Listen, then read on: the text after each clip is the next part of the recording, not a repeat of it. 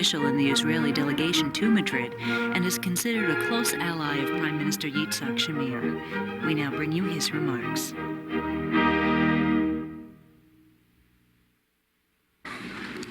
First of all, hello to all the old friends from Madrid and the new friends. Further to what Deputy Minister Netanyahu said, we have heard, at least we heard yesterday, I don't know if they reiterated it today, that they want to postpone the talks from Monday to Tuesday because Monday is supposedly the anniversary of Intifada. I don't know if that's the anniversary or not, but if that is the reason, I think that should be a very good reason to start the talks on that very day, because after all, it shows Intifada, and the experience of the Intifada shows the futility of violence. The futility of violence, certainly to the Palestinians, and also I would say the horror of violence from our point of view as well as from their own point of view. And if the purpose of this whole thing is to try to achieve peace after all these years of violence, I think Monday is probably the most appropriate time. Thank you. First question to CNN. Linda. Mr. Ambassador, Mr. Deputy Minister, it was, however, the Arab delegations that showed up at the designated site at the designated time set by the United States. Are you concerned that the Arab delegations may have scored some points today, and are you concerned that Israel may appear to be the intransigent party, at least in this second round of talks? Well, they may score points with the undiscerning, but I think that a more important point to drive home is this. Israel is 50% of any of the negotiation that takes place in any of these forums. It cannot be that the Arabs sit back and expect the United States to deliver by fiat or dictate Israeli concessions. What they have to do is talk to us directly, both about procedural and substantive questions, while keeping the American intervention to a minimum. Now, Israel has said all along that, in fact, it's going to be ready, and it will be ready, starting on Monday with delegations. Again, if the Arabs have their reservations about that, they can reach us. They know how to reach us.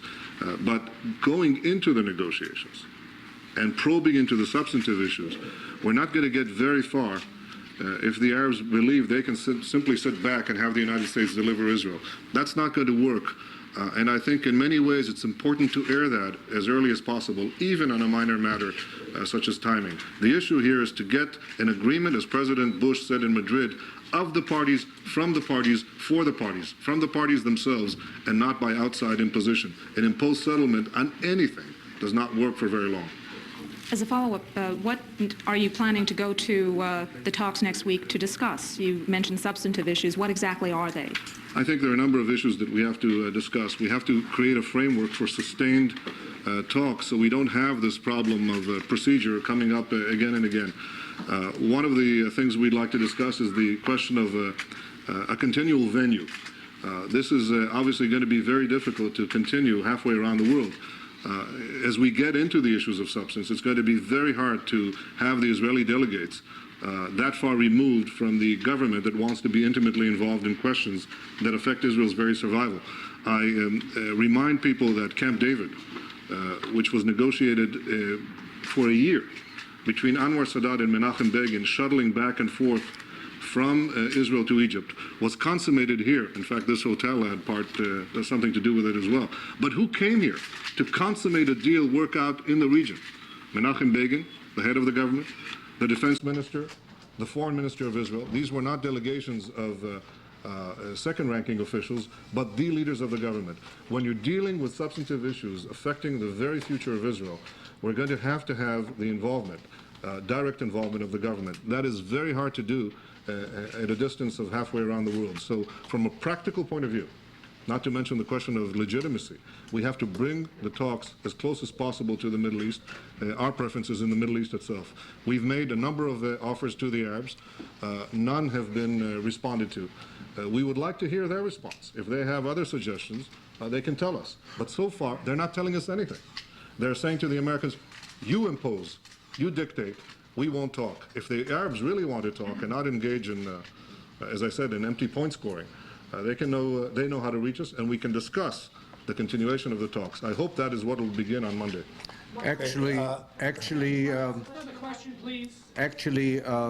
Just a few brief days after arriving from Madrid, I tried personally to establish contacts with the Jordanian ambassador here in Washington, and to try to get some sort of reaction about the possible venue as well as timetables.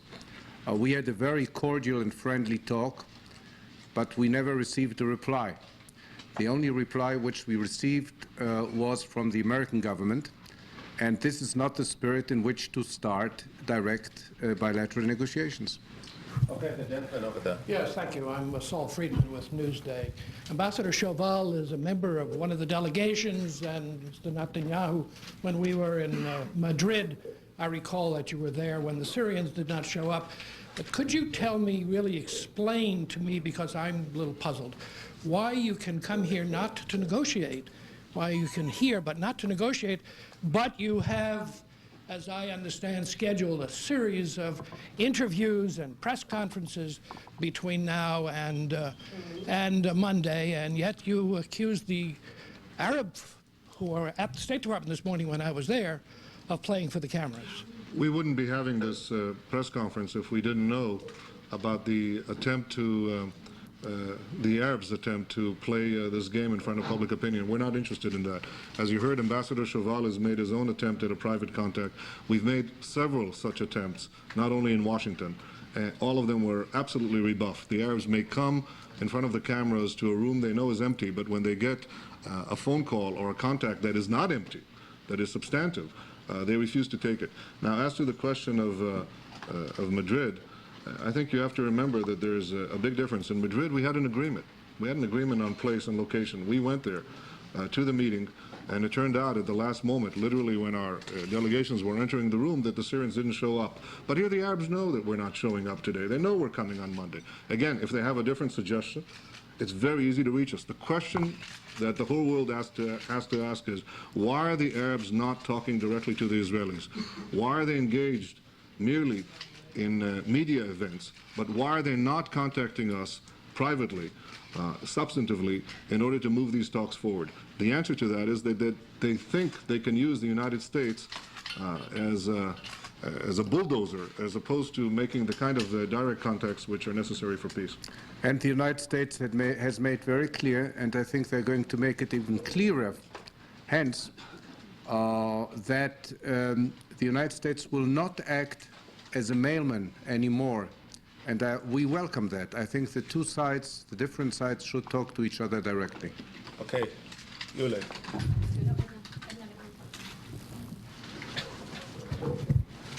There's been the announcement that the multilateral talk will happen in Moscow. 2 or 3 things about this. One, are you pleased because Israel wanted those talks? Second, is this something that is going to make this process now easier? And third one, is there a possibility to have this talk if this talk here in Washington are not going on? Yes, we are pleased with the talks in Moscow. We were consulted both about venue and time, and it's perfectly agreeable to us. Moscow has the advantage of being close. I think it's closer than Madrid to Israel. So that at least gets beyond the logistic problem. Of course, these talks will include not only Arab countries, but many other countries as well on matters of development and so on. As far as the ability to have progress in multilateral talks, without progress, similar progress in bilateral talks, we're not linking any progress in any delegation, in any forum, to progress in the other. I think from a practical point of view, it's going to be difficult to talk about matters, for example, relating to the water problem with Syria and a host of other Arab countries and Israel, if Syria doesn't show up. And if Syria continues to show a very hardline attitude in the bilateral talks, I don't think it speaks well for the possibilities of reducing arms, arranging water agreements and the like in the multilateral talks. So we're not formally linking it, but I think it's going to be difficult to make rapid and certain progress without some progress on the bilaterals as well. We'll appreciate if you identify yourself and your news organization prior to asking. The lady over there. Yes, please. I work for the Jordan Times. Mr. Netanyahu, you're creating the impression that you are here. Are you here as a delegate who no one is talking to? You say we can call you, you're here. Then you are saying that you are from the negotiating team and you're here to talk to the Arabs. However, there are delegates in the State Department or in the Republic whom you could have approached in your official capacity as a negotiator. It seems I'm a bit confused as to why you're here when you're saying... Talking to the microphone. It's not picking up. Okay, I understand. I'm confused as why you are here. You said that you had a Hanukkah vacation celebrations, that none of you could travel, but then you traveled here to make this arrangement. And then you're talking of preparations when you are only here to discuss another venue that doesn't need much preparations. Are you ready now to discuss substantial issues in Washington before another venue is decided upon? And second, are you... That was only one question? Yes. And then, no, I'm clarifying. The second question is, are you here as a negotiator and are you contacting the Jordanian side as one? Yes, well, let me make clear, I am not a three delegation single-man representation, as you can imagine that. I am, in fact, not engaging. I'm not a member of any one of the official delegations. I will be here coordinating some of the work that we're doing, but I'm not myself a member of any of the delegations. I came to Washington yesterday with a message from Prime Minister Shamir to Mr. Baker, and that message was essentially twofold. The first one was that we do not seek any conflict or confrontation with the United States. I was delighted to hear that the United States does not seek any confrontation with Israel. Apart from anything else, it would push the peace process further backwards by inflating the Arab expectations to even higher levels of inflation, and that wouldn't be a very good idea. The second thing we agreed on was that the mechanism for the talks, as Ambassador Shoval said, should be that direct contact between us and the Arabs. Obviously, once we get into the room together, and I assume that after all this is said and done, we will get into the rooms, I should say, together next week. Now, until that point, we are ready. We means any Israeli official here, I or Ambassador Shoval or anyone else, to entertain suggestions from the Arab delegates. If Monday or Tuesday or Wednesday are not satisfactory to them, in each separate delegation, we'll be happy to listen to other suggestions. I think the important thing is to stop relying on the United States. What do we need it for? We think the United States has been very helpful. The United States is very helpful. But the United States themselves are saying, we want you to negotiate. We want you, Arabs and Israelis, to negotiate. Now, we are here. Ambassador Shoval has picked up the phone. Israel has picked up the phone in other places in the world. And so far, the Arabs have refused to pick up the phone. I think that there's still available time between now and next week for the various Arab delegations to make contact with us. But I specifically am not going to be negotiating in the negotiating rooms. Okay. Ma'am, excuse me. Let's give others a chance, please. Yeah. Without a microphone, right? Without the mic. Here we go. Mr.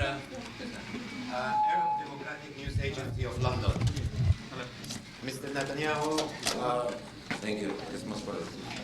Mr. Netanyahu, I'm sure you're very well aware of your own articulate communication skills, which everybody must probably would agree upon. But don't you feel that if you were to keep a low profile between now and Monday, and if the push of saying that, you know, we're calling the Arabs and they're not answering our calls, etc., if such a low profile was to be maintained, then it is possible that under certain circumstances, certain elements of the Arab press or certain elements of those near the Arabs could actually begin to bridge the gap which you wish to have. Because in our opinion, I think that if you keep up this, this very well approach that you're using, domestic opinion in the Arab world will be reporting that you are saying such statements as they won't pick up the phone. And it is very possible that you would be, in fact, pushing the delegations of the Arab here that are here to go back there, because in one way or another you might just go a bit too far and offend them too much, and then their leaders might just say, well, everybody back home, and we would have missed a real important opportunity. That's a question or a statement? No, the question is simply, are you going to keep up your approach that the Arabs won't talk to you, and if so, why? It's not an approach, it's a fact. But the other fact is, I said that the only reason we're here at 11 o'clock is because of the spectacle that the Arab delegations performed at 10 o'clock. I fully agree with you. And this is our desire, to have the contacts done informally. Now, Madrid's been over. Some of you, many of you have been to Madrid. Madrid's been over, what, 2.5, almost 3 weeks ago. In those 3 weeks, Israel has made several attempts to make contact with the various Arab delegations, various Arab parties, I should say, and none were successful. But again, the crucial question is whether the Arabs are truly interested. I must say, I can't help resisting the fact that since you represent a movement for Arab democracy, I don't know if I should... In London. I don't know if I should congratulate President Assad for receiving 99.992 of the vote in his recent re-election in Syria. But when you talk about popular Arab opinion, I would very much like to have this newscast, as we had this press conference, as I had a previous press conference in Madrid, broadcast to the Arab world. We don't fear this kind of direct contact with Arab opinion. We would like to have popular Arab opinion expressed, because I believe that when the Arab peoples are presented with the facts, not with the distortion of the propaganda, but with the facts of the Arab-Israeli dispute and our own efforts here, that they will in fact look much more kindly and more gently, shall I say, on Israel and on the prospects for peace with Israel. Ruth? I'm Ruth Sinai with the AP. Do you feel that the point you were trying to make, in other words, that the Americans can't just snap their fingers and you'll show up, has been made? What is it the Americans have told you to reassure you, as Ambassador Shoval said, that they will no longer be acting as a mailman? And do you feel that they might have perhaps misestimated or underestimated the extent to which they could push you to the wall?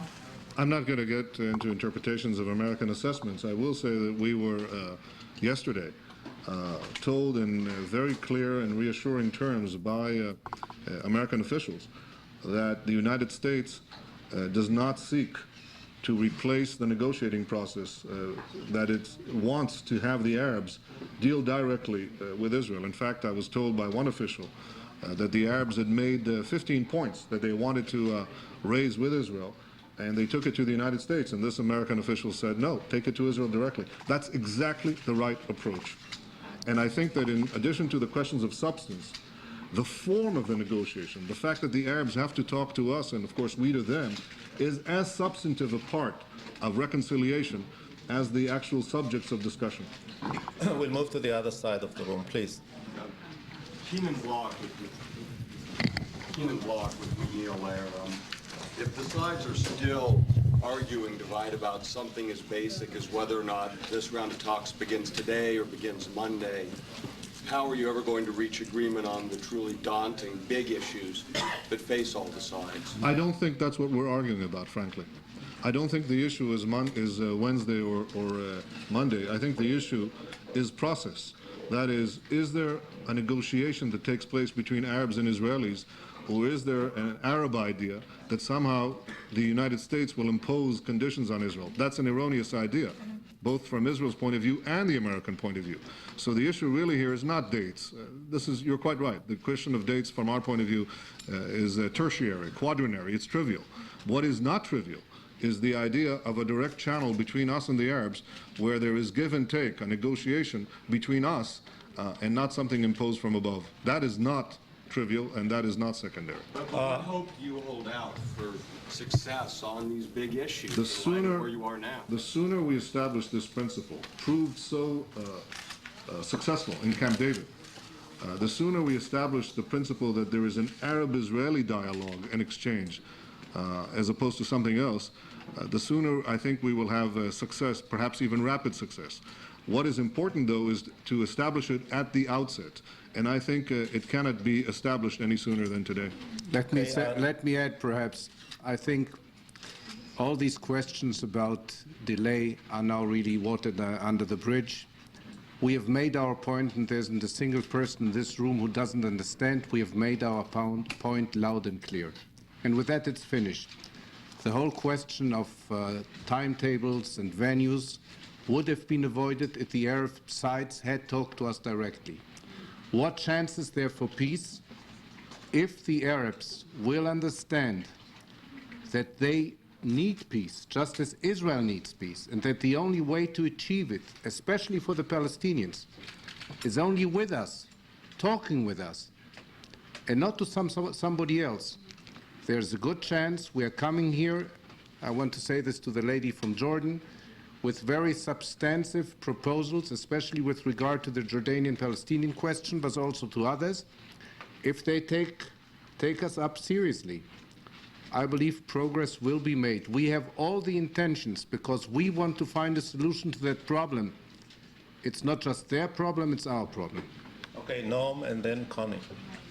Norman Kempster of the Los Angeles Times. I think the ambassador just answered my first question, but just to be sure, I'll place it again. Are you prepared, if the talks begin on Monday or whenever they begin, are you prepared to discuss substance? Yes. And if so, yes. How long do you expect this round to last? How long are you prepared to remain in Washington to talk substance? Well, I personally will remain in Washington for quite some time, but this is just going to be the start of the second round of conversations, of negotiations. We hope they will move as soon as possible near the region or to the region. I can't specify whether it will be 1 day or 2 days or 3 days or something like that. It will not go on for a long time here. And as Deputy Minister Netanyahu has indicated before, if we could have settled some of these technical questions, even now, even before Monday, then we could really devote all the time from Monday and on just for substantive issues. And that's our intention. Connie, please. Connie Lowen, Israeli Radio, English News. Mr. Ambassador, do you, in all this time, in all the discussions with the Prime Minister and so forth, have any points of substance yet been touched upon? And also, do you have any guarantee, any assurance that the Syrians and the other delegations will remain here and talk on Tuesday? We have no guarantee or assurance. As a matter of fact, we have no guarantee whether the Syrians are very, very interested in the peace process. Some of their statements have indicated the contrary. As a matter of fact, we understand that the Syrian broadcasting system never told its own people that we have actually sat across the table next to each other or facing each other in Madrid. But if they are interested, and if it's made clear to them that they should have an interest, hopefully they will remain. We have no assurance of that. Okay, the gentleman over there. I'm Ori Nir with Haaretz Israel Daily. Mr. Netanyahu, for decades, consecutive Israeli governments have said that they will meet and talk to the Arabs wherever they want, whenever they want.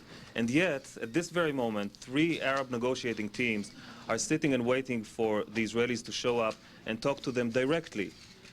And yet the Israelis have not come. Can you explain in a simple, comprehensible way why the Israelis are not there? Number one, we are coming to Washington. We weren't consulted in a way with the Arab delegations.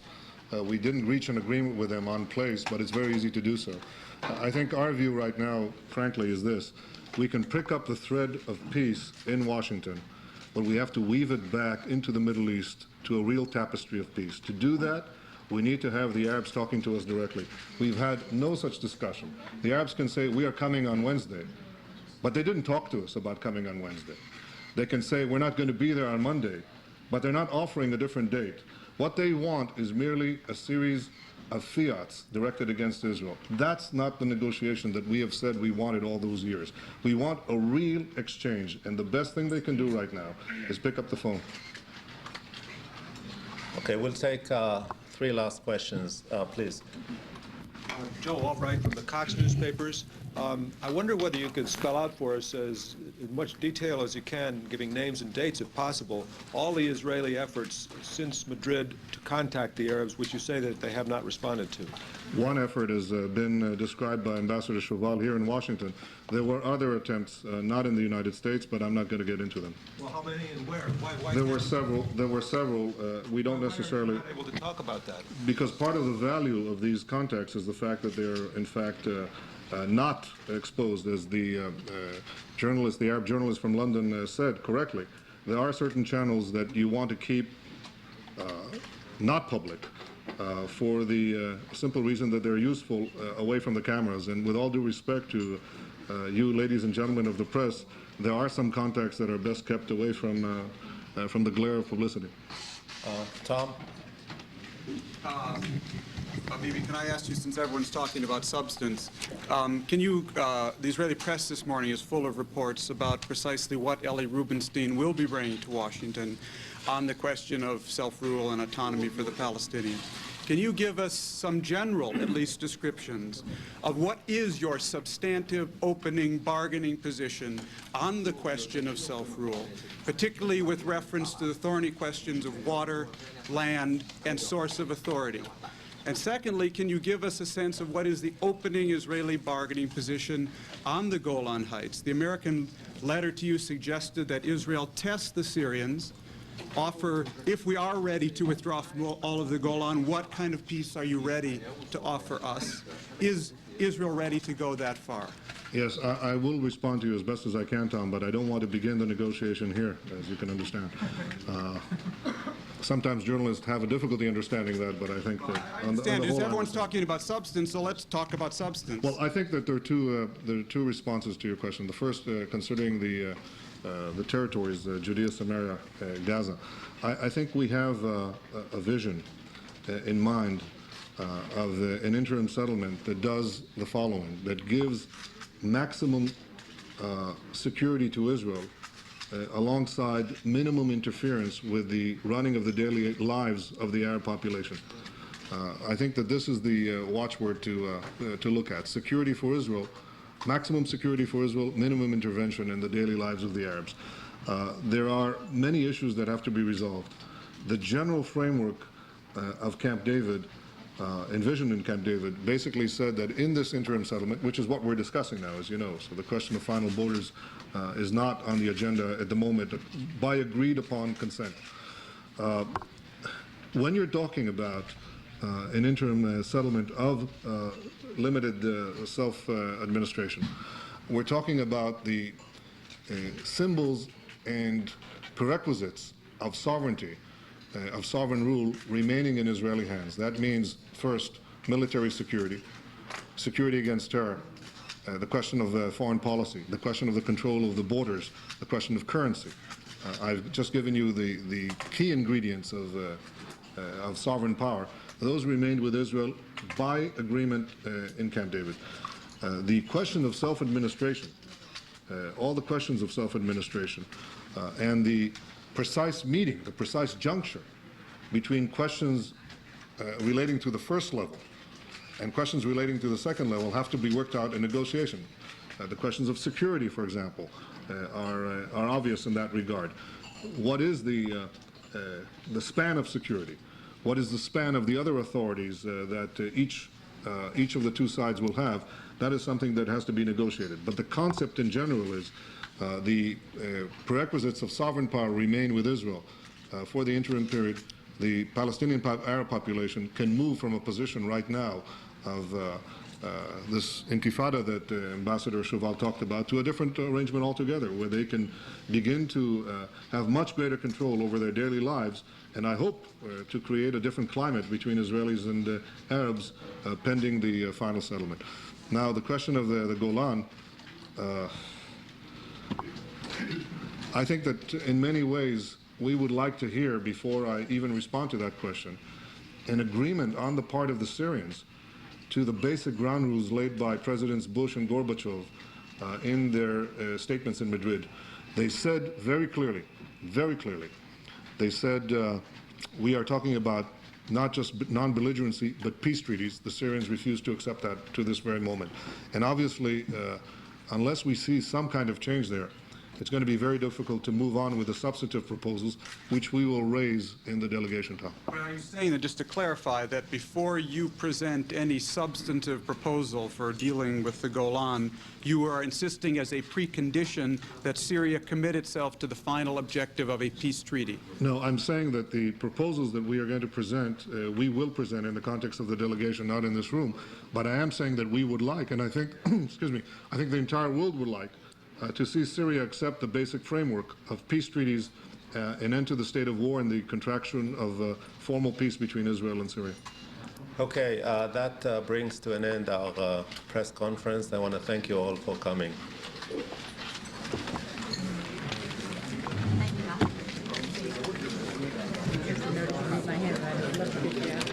Hi, Connie, how are you? You're doing a good job. I will.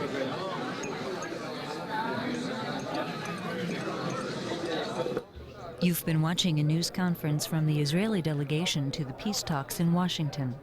For more information on the program, you can write to the Embassy of Israel at 3514 International Drive, Northwest, in Washington, D.C. The zip code is 20008. Coming up in just a moment, former Louisiana gubernatorial candidate David Duke announces his run for the presidency.